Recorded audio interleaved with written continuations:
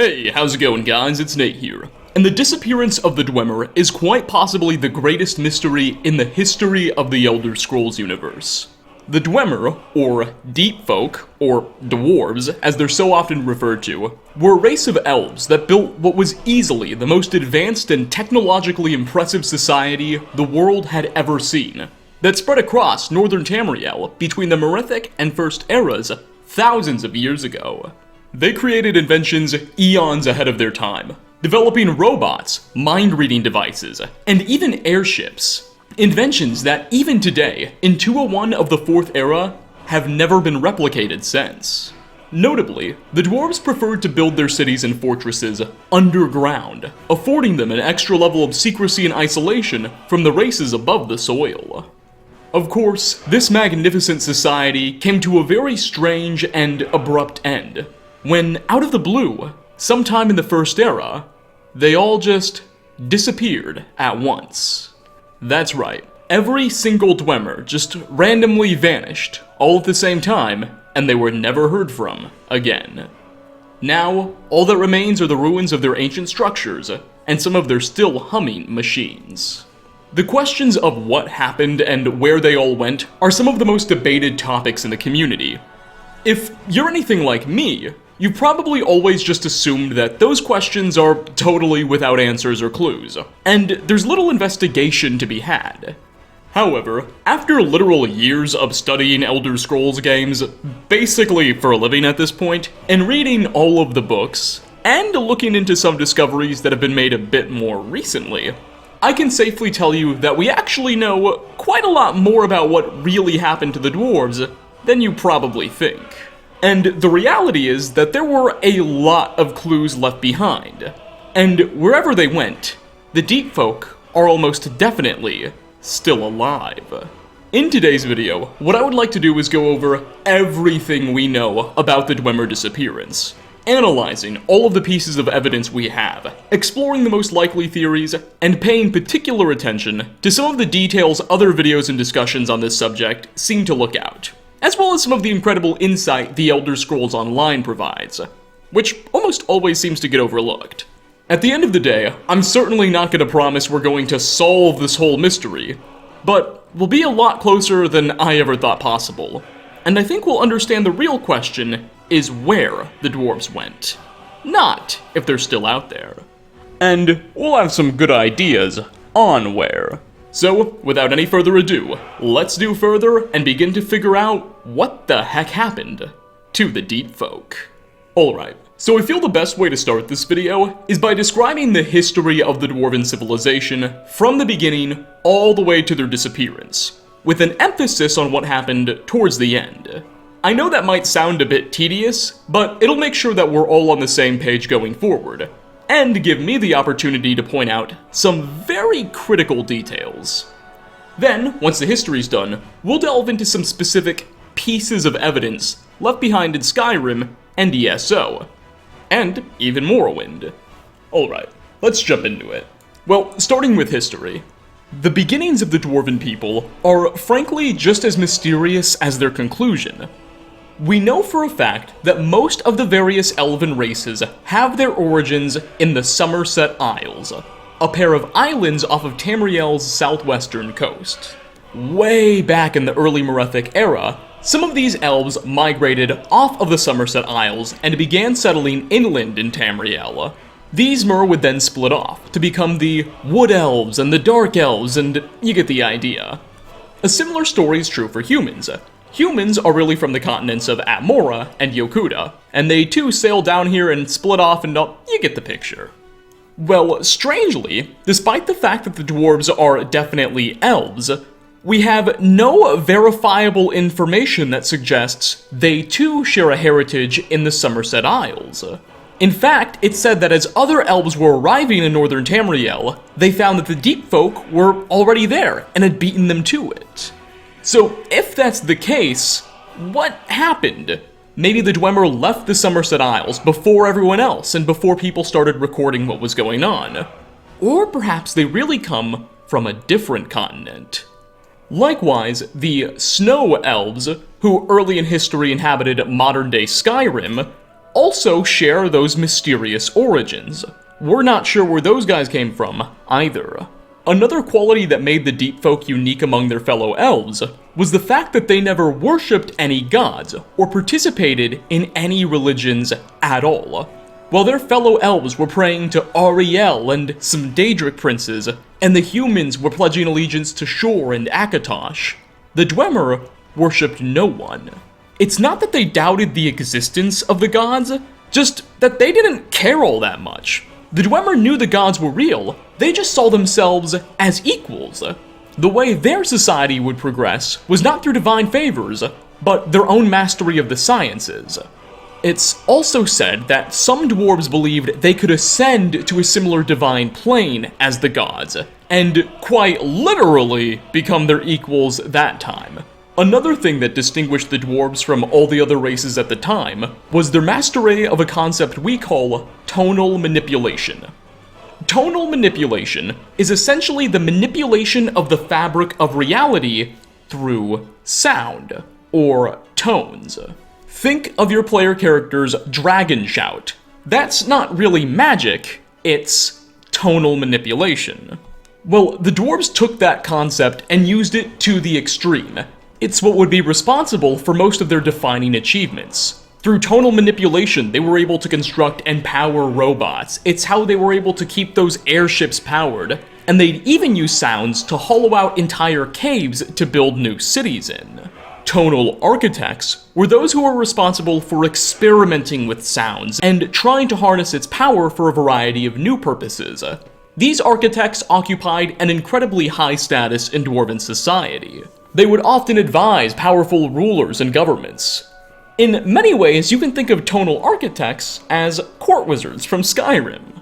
And as you can probably guess by the amount of attention I'm giving this subject, tonal manipulation is going to play a pretty big role in the Dwemer disappearance later on. Or at least it probably will, but I'm getting ahead of myself. So, the first dwarves we have record of inhabited modern-day Skyrim and Morrowind, and they were particularly well established in the Velothi Mountains, a large mountain range that sits in between these two provinces. Importantly, while all of our books say the dwarves inhabited this area, or the dwarves were based out of here, we're not really sure what Dwemer society looked like as a political unit this early in history. It's believed that they weren't just one giant dwarven kingdom all ruled by the same king, but instead that the dwarven peoples were broken up into a number of divided tribes, clans, and city-states. Later on towards their disappearance, we're definitely sure they were divided, but from the beginning, we're not even sure what it looked like. Nonetheless, the first big event concerning the Dwemer occurred towards the end of the Merithic era, when humans from the northern continent of Atmora began sailing down to Tamriel, and specifically landing in Skyrim.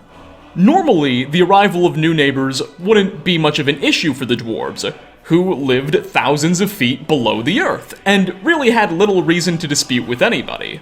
However, shortly after arriving in Skyrim, the humans started eradicating the population of snow elves who were already there. And when I say eradicating, I mean eradicating. They were trying to kill every single snow elf, or Falmer, they could find, be it man, woman, or even child. Because of this horrifying extermination campaign, the Dwemer and Snow Elves struck a deal of sorts. The Deep Folk agreed to let some Snow Elves hide in their cities where they would be protected, in exchange for the Elves agreeing to consume a strange fungus that would cause them to lose their eyesight. Now, let's just pause the video right here, because the Dwarven Bargain with the Falmer is a pretty important topic. Of course, as I'm sure you all know, by the time the dwarves would eventually disappear, thousands of years later, the Falmer would have devolved into the twisted, goblin-like beings we know them as today. And after the Dwemer's eventual disappearance, the Falmer would still be down here, still inhabiting their ruins. Many have long debated the reason why the Dwemer agreed to this bargain. Why would they let the Falmer take refuge in their cities? And importantly, why would they blind them? It might be easy to assume that maybe the Dwemer were just acting from a humanitarian standpoint. They saw their elven friends getting slaughtered by the humans and just felt so bad, so they wanted to help in any way they could. However, that's really not how the Dwemer worked. Their entire society was defined on a lack of regard for their own emotions and complete commitment to progress. They would not have accepted the Falmer in just because it made them feel good. There had to have been a deeper underlying reason. Maybe that reason was related to their disappearance. And then, why blind the snow elves? Why take away their eyesight? One very popular theory suggests that what really happened was that the dwarves took in the Falmer with the expectation that they would enslave them immediately thereafter. The reason they blinded them was to make it more difficult for the Falmer to ever rise up once they had been enslaved, because, being able to see is critical to fighting. And indeed, this is a pretty compelling narrative, as there is a lot of evidence the dwarves did force the Falmer to do a lot of labor. But that said, it's kind of weird, right? Why would you blind the people you want to be working for you? Couldn't they have inhibited their abilities some other way? Maybe the dwarves were really trying to keep the snow elves from seeing something in particular. Or perhaps losing their eyesight was essential to an experiment the Dwemer were doing on the Falmer. One possible clue can be found in Calcelmo's laboratory in Markarth. Calcelmo is a wizard living in the Reach, who serves the Jarl by excavating a number of dwarven ruins and doing research on them. In his personal laboratory, Calcelmo has an old dwarven tablet that has some sort of paragraph inscribed onto it in the Dwemer language. At first, we didn't really know what this tablet said, but thankfully some Bethesda writers online translated it. And turns out, it's all about the Dwemer accepting the Falmer. Quote, "And so it was that your people were given passage to our steam gardens and the protections of our power. Many of your people had perished under the roaring snow-throated kings of Mora, and your wills were broken. And we heard you. And we sent our machines against your enemies, to thereby take you under." It almost seems that the author is suggesting the dwarves fought with the humans to help the snow elves out. That's a little more than we initially believed. It continues, quote, "Only by the grace of the Dwemer did your culture survive, and only by the 15 tones did your new lives begin. We do not desire thanks, for we do not believe in it. We do not ask for gratitude, for we do not believe in it. We only ask you to accept the symbol of our bond, the fruit of the stones around us. And as your vision clouds, as the darkness sets in, fear not. Know only our mercy and the radiance of our affection, which unbinds your bones to the earth before you, and sets your final path to the music of your new eternity." End quote. Okay, whoa, this was something else. What were the 15 tones? And what is this new eternity the paragraph seems to indicate the Dwemer think they're sending the snow elves on? It's almost as if the deep folk believed they were helping their brethren ascend to something, enter a new plane of existence. I'm just gonna be honest and say at the end of the day, we really don't know what was going on. But if you want to put your tinfoil hats on for a second, let me introduce you to a strange creature, the Wissmother. I've talked about these fellows before. They're ghost-like hovering female creatures that, when approached, will turn aggressive, and summon a variety of wisps to attack you. They'll also hurt the player using a number of frost-based spells. Wissmothers can be found across northern Skyrim, and in a few Dwemer ruins. Take a good look at the Wissmother character model. Many players believe that these creatures are really former snow elves. Maybe Wissmothers are a product of these Dwemer experiments. Maybe these are an example of some successfully ascended Falmer or something. Who knows? Nonetheless, whatever was really going on, within a few hundred years of the Dwemer accepting the Falmer into their cities, the Falmer revolted and attempted to rise up against the dwarves. This began a conflict known as the War of the Crag, and it would literally last over 1,000 years up until the dwarves' eventual disappearance. Yeah, these people went hard. At some point in time during this period of unrest, the Dwemer in modern-day Skyrim stumbled upon the Great Cave of Blackreach, and in it, they discovered a new type of resource, something called Ethereum. Ethereum is a great blue glowing rock that evidently could be used to make a number of tools that could greatly assist the Dwemer in tonal manipulation. The difficulty with the Ethereum they found in Blackreach, however, was that none of the dwarves possessed furnaces hot enough for melting it down and forging it. As a result, numerous dwarven states all across Skyrim joined forces into a small alliance of sorts. And together they worked to build the largest, hottest forge the world had ever seen, so they could finally temper Ethereum. And eventually, they succeeded. Sadly, almost as quick as they developed the forge, the alliance imploded in on itself, as the varying dwarven tribes all tried to take control of the forge for themselves, so they alone could control the Ethereum supply. This began another conflict, called the Ethereum Wars. And we don't really know how long it lasted or who the belligerents were, but evidently, it greatly weakened Dwemer society all over Skyrim. So much so that in the First Era, a Nord king named Geller was able to successfully conquer a few Dwemer fortresses and cities in the region.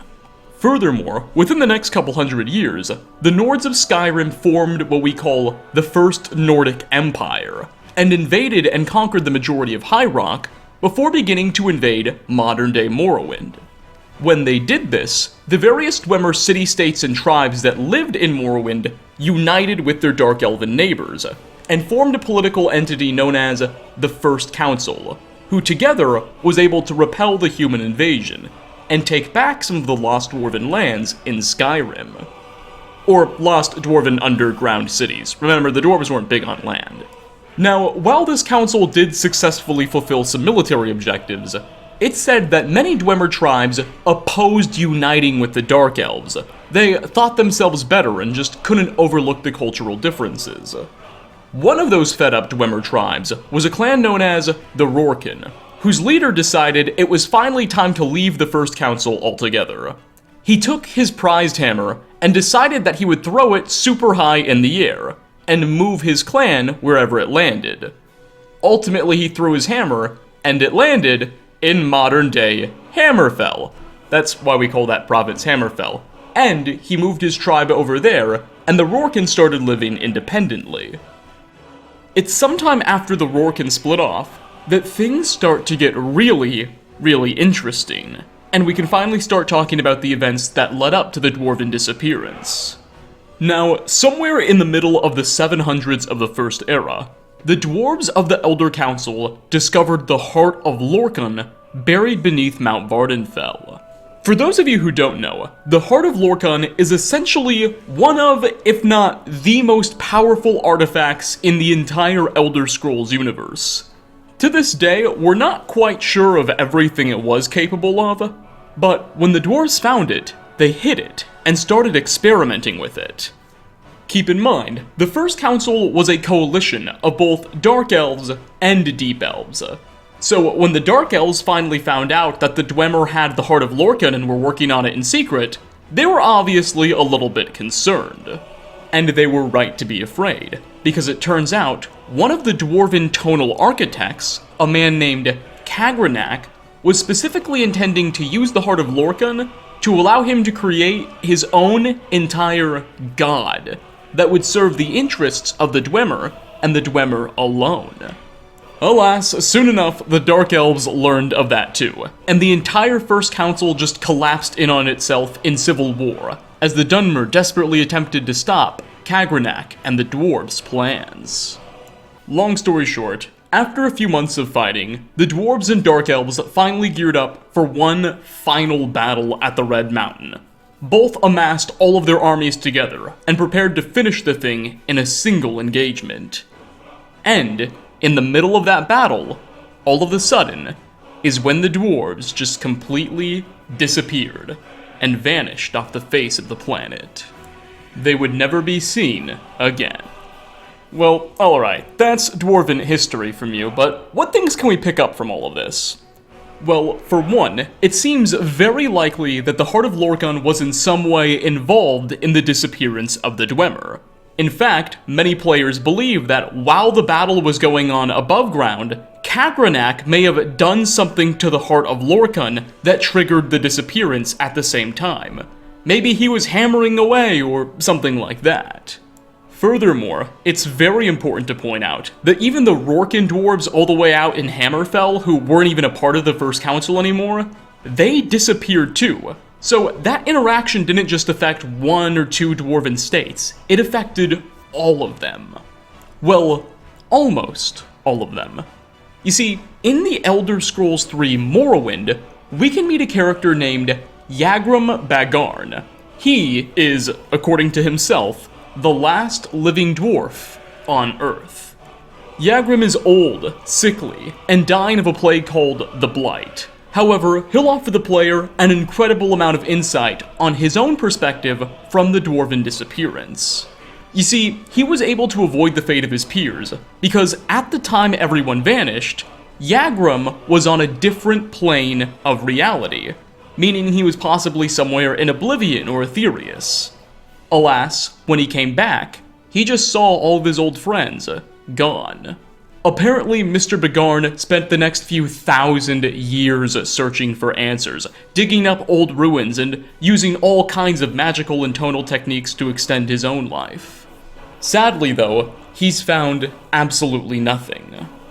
When pressed, Yagrum Bagarn will express his own theory that Kagranak was also attempting to leverage the Heart of Lorkhan to grant the Dwemer race infinite life. Bagarn suspects that Kagranak might have succeeded, but with unforeseen consequences, and perhaps caused all of his fellow people to be teleported somewhere in Oblivion or somewhere else. If this is true, that would be huge.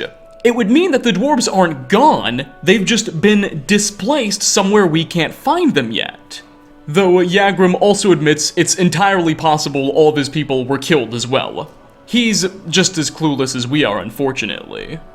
Now, beyond what I've just mentioned, this dwarf doesn't have a whole lot to say regarding his people. However, the idea that the dwarves were teleported somewhere in Oblivion is one that has even more substantiation than just his old testimony. Do you remember the story of the Rorken clan who threw their hammer in the air and moved to Hammerfell after that's where it landed? Well, that hammer they threw was a specific tool named Volendrung. And it's a Daedric artifact in the Elder Scrolls IV and the Elder Scrolls V. Daedric, as in this great dwarven item, belongs to the princes of Oblivion now. How did that happen? And it's not actually just Volendrung, it's so many other old dwarven artifacts. For example, if we complete his quest in Skyrim, the Daedric god of pestilence, Periite, will grant us the shield Spellbreaker. Well, as it turns out, Spellbreaker is actually first mentioned as being a shield the dwarves deployed during the Battle of the Red Mountain. How is it these gods are getting those artifacts? Furthermore, during the events of the Elder Scrolls V Skyrim, in the town of Morthal, we can meet a man named Phalion, who is an expert on all things conjuring and Oblivion. Phalion claims that he's been to Oblivion before, in some undescribed planes, and while there, he says he met and spoke with a dwarf. I know many things. I've studied things beyond the reach of most humans, traveled the Oblivion plains, seen things one should not see. I have met Daedra and Dwemer, and everything in between, and I know enough to see a vampire where others would see a man. Unfortunately, the man doesn't elaborate much further on the encounter, and we're unsure if he was speaking just to some random one-off dwarf that might have survived the disappearance like Yagarn, or maybe that Dwemer represented a much larger population. Oh, and who can forget? In Skyrim and ESO, there are a number of conjuration spells the player can use that will allow them to summon a dwarven machine as a companion for a brief period of time. This is very significant, because in the Elder Scrolls universe, conjuration magic isn't about just summoning and manifesting things out of thin air. No, the way conjuration works in the Elder Scrolls is you're really just plucking something from Oblivion and popping it up back in the mortal realm. So, in order for you to have possibly been able to conjure up a Dwarven Sphere, there must have been one in Oblivion waiting for you. Now, there's also another big theory.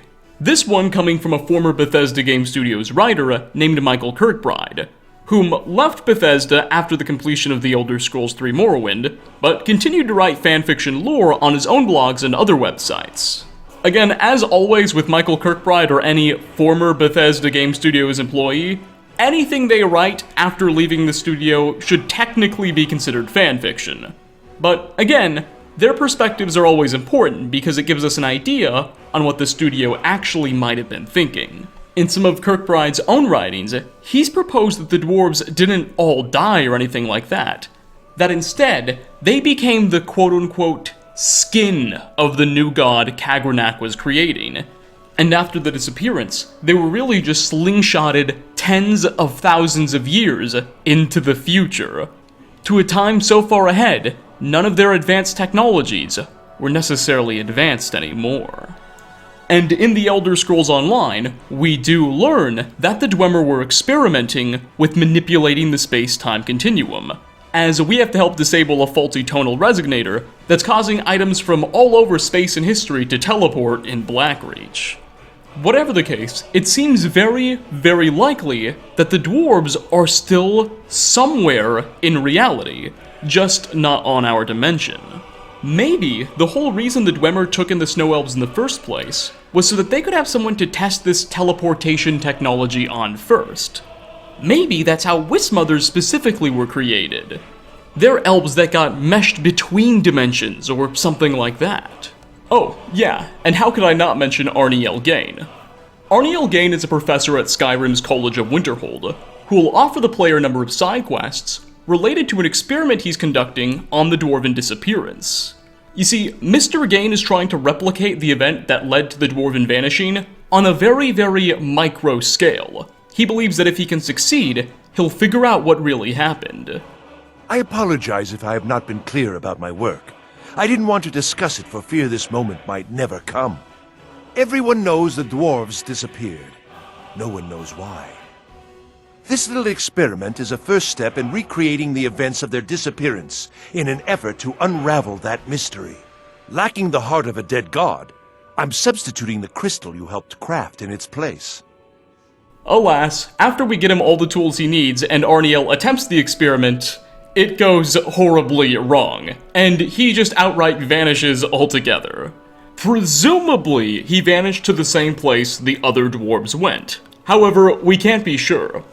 Funnily enough, after the completion of this quest, we'll get a new conjuration spell that allows us to summon the shade of Arniel Gain, and bring his shade into reality as a companion for 60 seconds.